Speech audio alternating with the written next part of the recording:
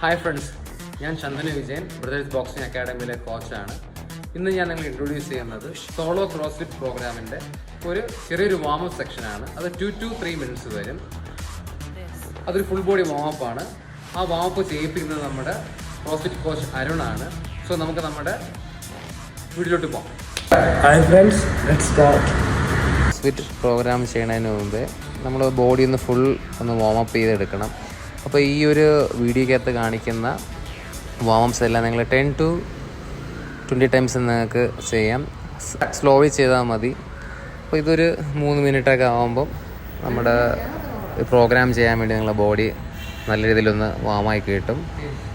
ഇത് നിങ്ങൾ പയ്യെ സമാധാനത്തിൽ നിങ്ങൾ ചെയ്താൽ മതി. ഇത്